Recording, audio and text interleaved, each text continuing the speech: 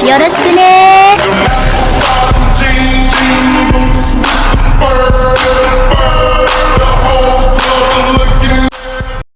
Guys, tahukah kamu benda apa yang susah dilepaskan dan disukai banyak orang? Tapi bukan handphone ya. Terus kira-kira apa? Dia adalah plastik. Siapa sih yang nggak tahu plastik? Setiap hari kehidupan kita dikelilingi oleh plastik, dan plastik. OMG! Karena itulah masalah plastik di dunia semakin tidak terkontrol.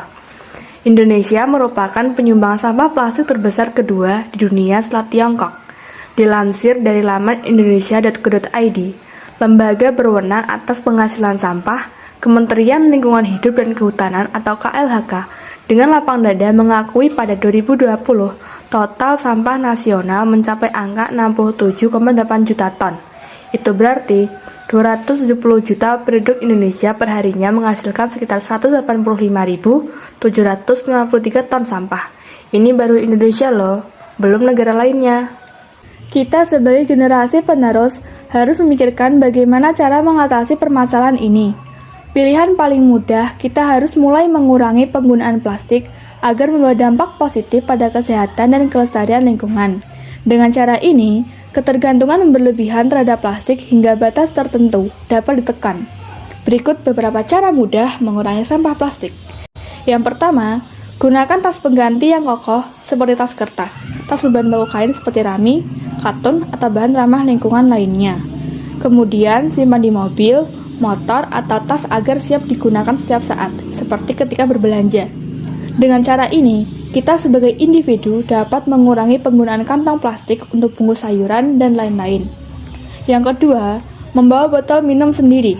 Setiap tahun ada hampir 20 miliar botol plastik yang berujung di tempat sampah. Dengan membawa botol minum sendiri, kita dapat menghindari membeli minuman dalam botol atau gelas plastik. Dengan begitu, sampah plastik pun dapat berkurang. Apalagi, sekarang banyak gerai minuman yang menawarkan potongan harga jika kamu menggunakan botol minum sendiri. Botol minum juga sudah pasti aman dipakai berulang-ulang, tidak seperti botol plastik kemasan. Selanjutnya, membawa wadah sendiri. Biasanya, ketika kita akan take away makanan, baik di restoran cepat saji, warteg, ataupun makanan di pinggir jalan, kita akan diberikan banyak plastik untuk membungkus makanan itu. Apalagi jika kita membeli makanan dengan jenis berbeda-beda dan berkuah, akan semakin banyak pula plastik yang digunakan untuk membungkusnya. Kalau kita memang tipe yang tidak sempat masak sendiri dan terbiasa membeli makanan dari luar, cobalah untuk membawa kotak makan sendiri sebagai bentuk usaha kita mengurangi plastik sampah. Selain itu, membawa kotak atau rantang makan sendiri akan lebih praktis karena kita tidak usah memindah-mindahkan makanan yang baru dibeli ke wadah yang baru. Selain cara-cara tersebut, masih banyak cara lainnya yang dapat kita lakukan.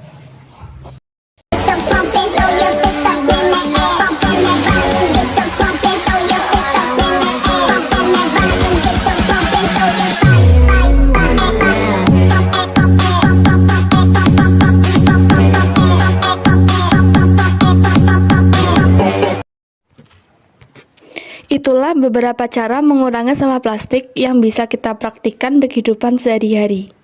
Plastik yang diproduksi mulai puluhan tahun lalu saja masih ada sampai sekarang. Mau sampai kapan kita menumpuk plastik karena ketidakpedulian kita? Yuk, ikut berkontribusi dalam mengurangi sampah plastik. Dimulai dari diri sendiri, lalu tularkan kepada orang lain demi lingkungan yang lebih baik. Cintai bumi, kurangi sampah plastik.